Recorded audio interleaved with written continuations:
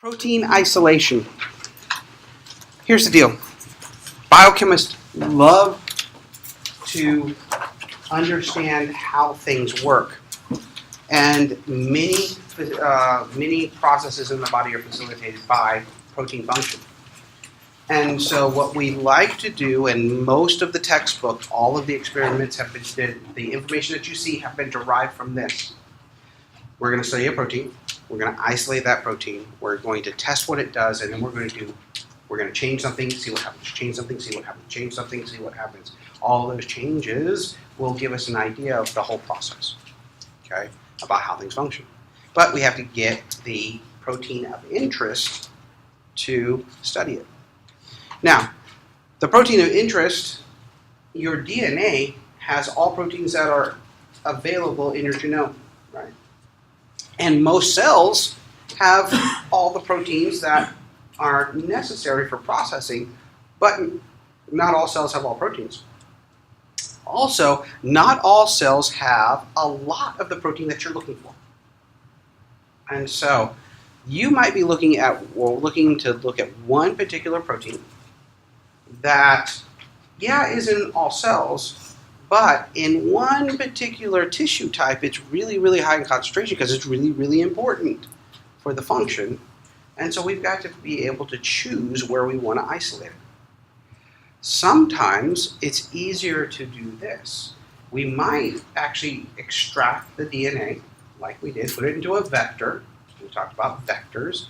And we grow it in a cell line, because that's easy to grow. Give it some food, give it some time. We can grow lots and lots of protein, and then we can isolate it that way. So we choose how we're going to isolate proteins based upon how easy it is to get and what kind of work your lab does. If your lab's a cell culture lab, you're going to use cell cultures. If you're not, you might actually buy tissue from a company that produces tissue, and you might actually have to extract that. Or if your professor's really cheap, he sends you down as a graduate student to the slaughterhouse, and as they are slaughtering the cows that day, you get the tissue that you need. I've done that. Okay? I isolated a protein called calmodulin. It's a ubiquitous protein. Ooh, ubiquitous, what does that mean? It's everywhere, right? But there are two tissue types of which it's very high in concentration. One tissue type is the brain. The brain has a lot of calmodulin in it. The other tissue type is the testes. And so I have isolated calmodulin from both the brain and from the testes. I went down and they were slaughtering cows, and so I went down with my bucket of ice, sat there, let them do their thing. They scooped out the brain, put it on ice. I took it back, and I took the bullet out, and I started isolating. Okay? Bull brain. Well, about you. Okay.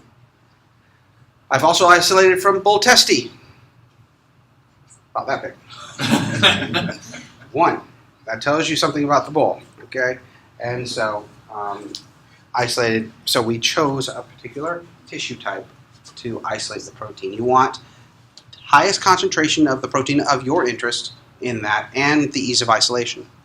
Actually, the testes is actually better to isolate the protein calmodulin because of the uniqueness of that protein versus all the other proteins that are there. In brain, there is a protein that is very similar called calcineurin that's about the same size and about the same charge as calmodulin. So you get a little bit of mixing, and it's kind of harder to isolate the calmodulin from brain than it is from testes, and so you've got to watch out. And we're going to use physical properties to isolate proteins. All right. Now, if you actually take the DNA, place it into E. coli or yeast, grow that up, you can produce lots and lots of that protein because you are signaling to grow that particular plasmid up, particularly in high concentration. Isolation and purification might actually be easier. Why would it be easier maybe in this particular case than tissue itself? You're studying a protein a mammalian protein and you put it into E. coli, why might it be easier to isolate out of that? Replicated a lot faster. It's replicated a lot faster. Concentrations you can usually get is much, much higher. And you're creating a protein that's really nothing like other proteins in E. coli, so there might be a case in which it has very unique properties compared to the other ones that are in that cell. Now, you might get a lot of protein, but it may not be processed correctly. Okay? There may be proteins like post-translational modifications that are done in the mammalian system that the E. coli has nothing to do about. You may have the right primary sequence. It is the right size after you isolate it, but it may not be the exact protein that you might expect to be in the mammalian system. Okay, so I've got tissue. Okay, I'm holding the brain. I need one protein out of the brain. What in the world do you do with that? Okay, well, this is where science and cooking kind of feel really, really similar. All right, you need to make the protein accessible. Now, the cells in the tissue are completely intact. So you've got this membrane that holds everything on the inside. The protein's on the inside of the cells. So what you have to do is break everything apart. We're going to make things soluble. Okay, solubilize it. All right. The first thing that you do is you take out a cutting board and a knife and you start chopping things into smaller pieces. Okay, so you can start manipulating things. Okay. Then you need to rupture the cell. You can do that in a lot of ways.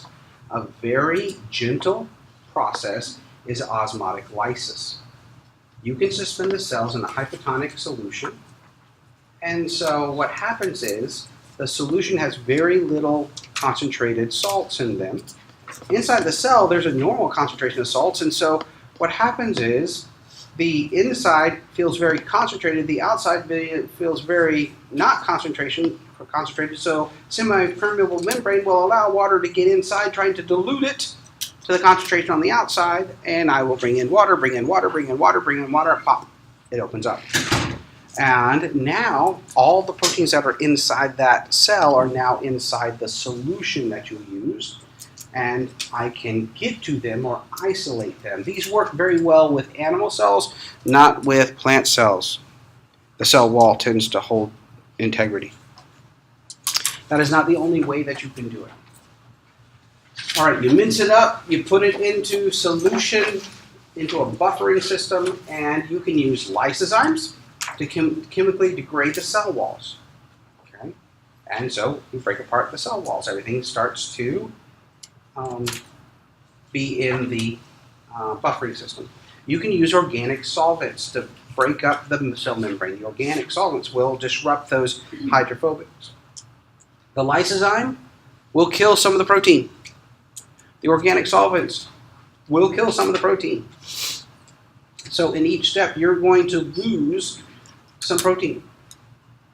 You'll lose all of a portion of all the proteins that are there.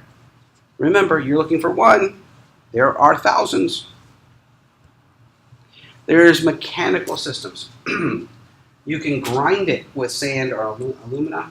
You can use a piston and sleeve moving up and down. It's a shearing, it's a type of homogenization. You can put it in a high-speed blender. That does it. That'll break up cells. You can put it in a French press, which squeezes the solution through a small, tiny hole. This is not a coffee French press, okay? But that the pressure differences shears the cells. Or you can use sonication, which is ultrasonic vibrations. We can vibrate it apart, okay? And so, in our building, we have blenders. We use them. The way back when, before we really harped on safety, all right, I was doing an isolation, and I actually had them start with bull testy. They chopped it all up, they put it in the solution, and they put it in a high-speed blender. One female student was blending it, and she didn't seal the bottom really well, and she was carrying the blender, and it was a milkshake of her tissue. not sealed. So it started to drip. She had flip-flops on. That was the last time she wore flip-flops in lab. Ugh, that's nasty. Okay, and so, but what you've done is now we have sonicators in downstairs. That tends to be a little bit more gentle than a high-speed blender. A blender's gonna blend everything up and just kill some of the protein as you go through. But what you have to do is you have to break apart the cell membranes so that all of the contents inside the cell are now in solution. We now have processes which we can grab the protein of interest. All right, at this point in time, what is important for every step after this is to have something called an assay. You want to assay two things. One, how much protein is there? Okay. Two, does the protein of interest that you're working at actually still work? Okay, so you're going to look for quantification, how much is there, and you're going to look for activity. Does it do what you intended to do? At this moment in time, once you've just sonicated or blended everything up, you are going to have a very high concentration of protein. Because you have every single protein in the solution, in the cell, in the solution. So it's a high concentration. You will have a very low activity, okay? Because of the thousands, you're only looking at one, and so the activity of the specific thing that you're looking at should be really, really tiny. After each step, this is what should happen. You should get a lower amount of protein, because you should be throwing away proteins that don't matter to you, right? And your activity should increase. And so because the fraction of proteins that you have will become larger for the one that you're looking for. Okay?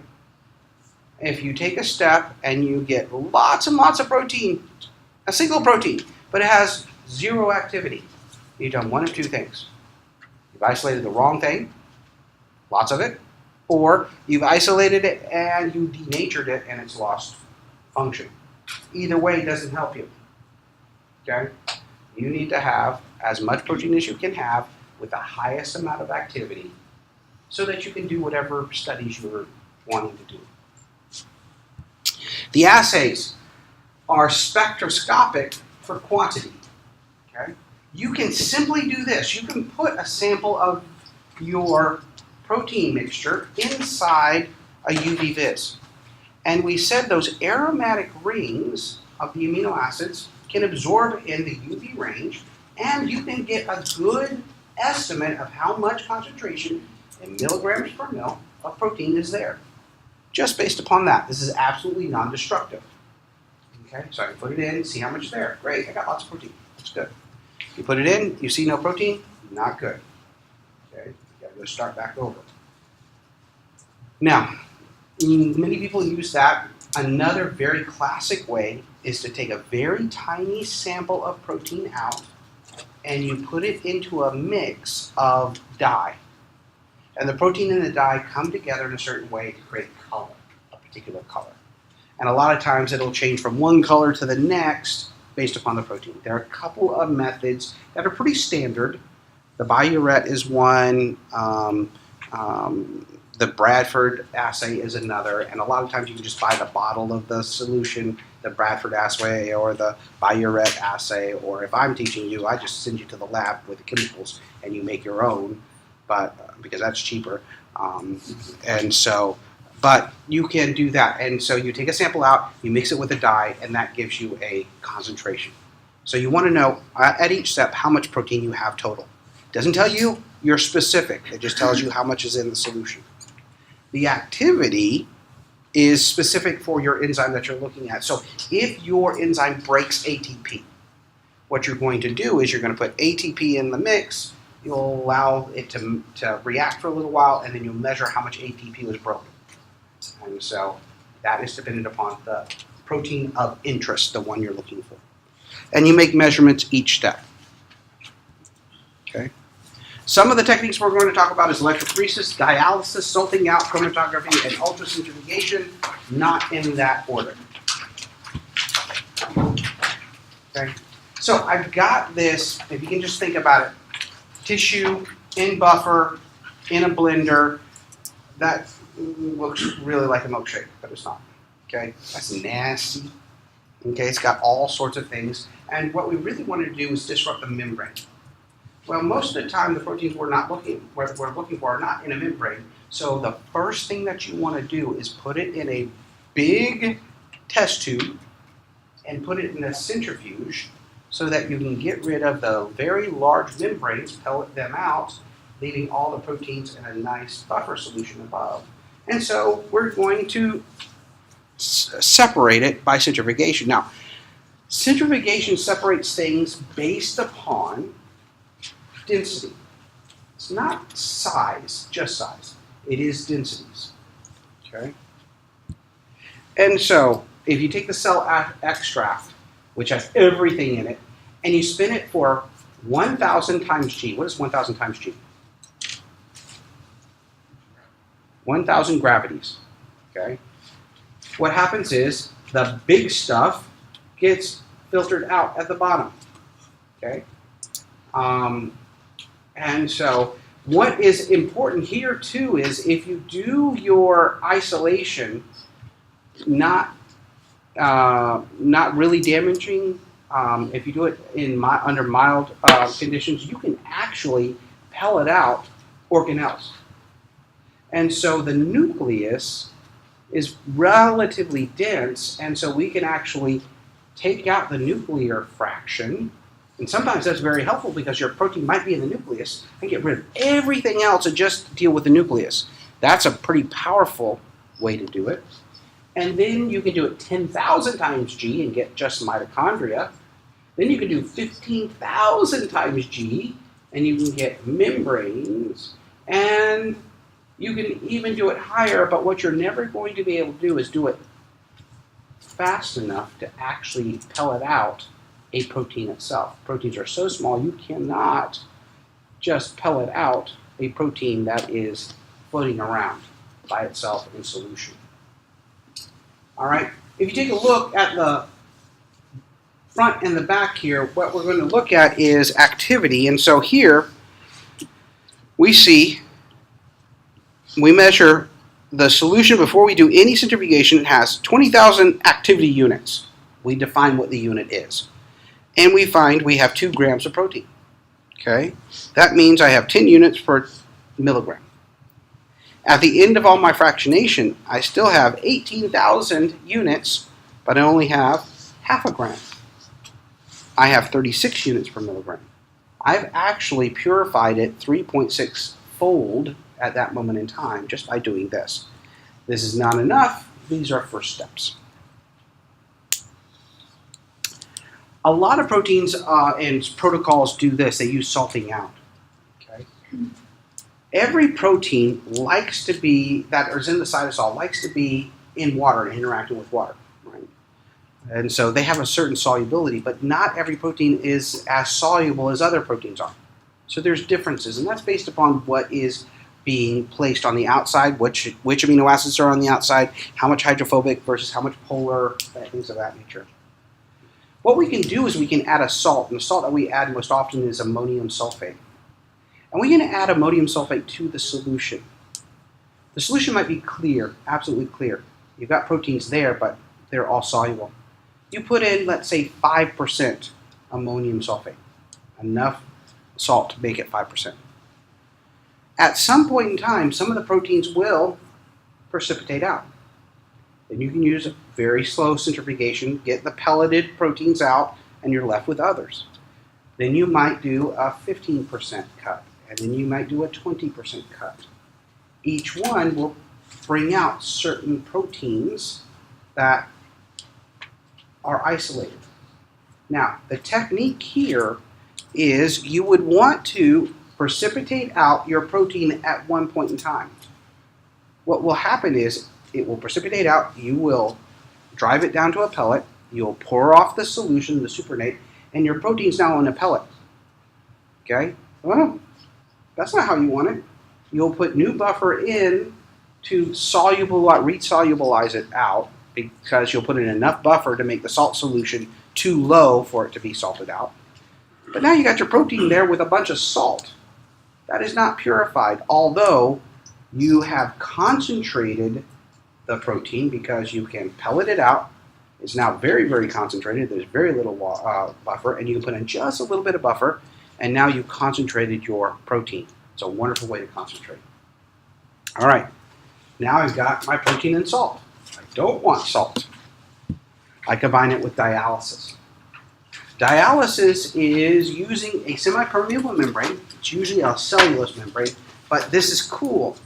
You can buy lots and lots of different membranes, ones that have particular hole sizes, okay? And so you can buy them and it'll say, it will hold everything back that is 30,000 molecular weight units larger or above. Anything lower, it'll let through. And you can buy any size you want because companies will sell you anything, okay? And so if by chance you know your protein is 100,000 molecular weight units, then 30,000 would be a wonderful cutoff because salts that weigh hundreds will go through the membrane and your protein, which is 100,000, won't get out. And so you can separate small and large things. Usually we are going to use dialysis to get rid of salts. So the initial state, you put your solution in there, it's got big protein and little salts, into a dialysis tube that has holes, and a solution that has almost no salt. And you stick it in the refrigerator, you make sure it has a stir bar that stirs, and over time, you'll reach an equilibrium. Have you purified your protein? No. What have you done? You've lowered the concentration of salt. And you've lowered it by the distribution. You use a large volume of beaker with a small little bag, you get a lot of dilution. Okay? But is it pure? What can you do? You can do it again. You take it and put it in fresh, and it'll distribute out. Put it in fresh, it'll distribute it out. You will never get it absolutely salt-free, but you'll get it so dilute, it is essentially free. Okay? So you may have to do it 2 or 3 times. All right? And so now you have your protein inside the dialysis tube. Now, salting out is not very specific. You've probably isolated from thousands now to 40 to 50 different proteins that have the same solubility as your protein. Not exactly what you wanted, but heading towards there. Okay, we're going to use another whole set of purification schemes. And in general terms, they call it chromatography. Okay, and so, has anybody ever used a pipette? Yeah, pipette has a little bulb and you can squirt things up and spit them out, right? Okay, take a pipette, one of those plastic pipettes, and it's got that bulb, cut the bulb. It's just open at the top, okay? And instead of having the tube that comes out in that little squirter thing, what we're going to do is you're going to put something on the bottom to kind of block it up a little bit, okay? Water will still go through, but big stuff can't, okay? What we're going to do is we're going to fill the pipette with something that feels like sand, okay? It isn't sand. Most of them are agarose, or they're little balls, tiny balls of sugars that have been bound together, okay? But it feels like sand. That's what it kind of feels like, okay? And so if you go to the stock room, you get out what's called the matrix, or what we're going to do, and you can actually pour it on and it feels powdery, all right? And you're going to pour it inside that pipette. Now, each of the sand, where I'm going to make sure that it's coated in something, there's something specific about each kind of sand that will do different types of chromatography. I'll introduce those in just a moment. In general, what you're going to do is you're going to allow buffer to be placed on the top of the pipette, and it's going to run through the sand and it'll drip out the bottom. Okay? And so you're going to continually have liquid running through the pipette. All right? And you have to equilibrate, make sure the pipette is, everything has been run with lots and lots of buffer, and it's at the right pH, and everything's clean, and nothing's coming out the bottom. That is not just buffer. Then what you do is you put your sample on the top. Okay, so you use a different pipette and you put your sample right on the top. And you lay it right on the top of all of this sand. All right? Now, if you don't open the bottom, it just sits right there at the top. There's no separation occurring. But if you open the bottom and you allow it to drip into a collection tube, all right, and you continually run buffer to push things through, the interaction between the protein and whatever is in this sand here will start to attract some of the protein and not attract others. Okay? What will happen is all the proteins are all mixed, and some will move faster, some will move slower. Okay? And they will drip off the pipette at the bottom at different times. Now here's the deal. If by chance you use a big beaker at the bottom and you put your sample on top and you just run everything and you collect it all in one big beaker, did you separate anything? No. They came off at different times, but if you collect it all in one sample, it's mixed up at the end. So what you have to do is you have to collect small fractions, okay, and keep changing them so that as things drip off, you should see this. Your first few fractions should have buffer coming off, nothing.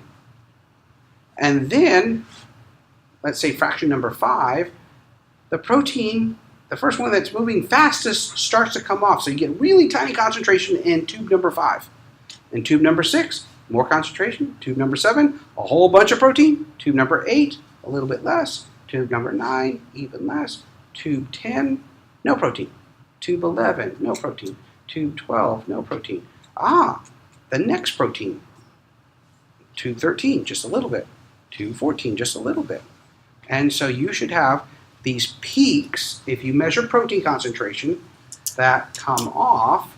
That should be a nice peak that shows a little bit, a lot, and then none. And then you should have nothing between the next peak so that you know this peak is only one protein, that peak is only one protein, hopefully, okay, as you go down the run. And you should have a peak for every protein that is in the mix. Now here's the problem. Usually you don't know what's in the mix and how many are there, so you just take lots and lots of samples. Okay? And then you analyze those samples. How long the column is, what you put on in the sand to make the differentiation, and how small your fractions are tell you how good the separation you can have. More fractions, more separation. More fractions, more time, and more work. Okay? So it's a balance between laziness and getting your stuff done. Okay? This is what happens when you get into your personal research project in your senior year. In GChem and Organic Chem, we tell you what to do. 3 drops of this for 15 minutes of that, and you're done. That is not research. That is search. You should do it once and you should get it right. What is research? I try it one time, didn't work. So what do? You redo it. And you redo it. And you redo it until you convince yourself that whatever you're seeing, you can trust and rely on what's coming off, and you can interpret what that is. That's what research is. You do it over and over and over and over and over. Okay? And so, all trial and error. Now, if you're isolating a particular protein, hopefully your graduate advisor has told you a protein that someone else has isolated before. If someone else has done it, then what do? Research. You research in the library and you copy the article that describes exactly what you do and exactly what you use for exactly how much time, and usually it works pretty good that way. What if you're isolating a protein that no one has done? You spend a lot more time trying a lot more things, okay? Because you have to develop that protocol. All right. There are different types of chromatography that will separate based upon different conditions. We'll go over those conditions next time that we go about. And what you're trying to do is use the physical properties that your protein has to isolate. Usually you do know what your physical properties are. Is it a protein that's negatively charged? Is it a protein that's large? Is it a protein that's hydrophobic? You know something about that protein that allows you to choose a series of protocols to isolate your protein best. And that's what we're heading towards.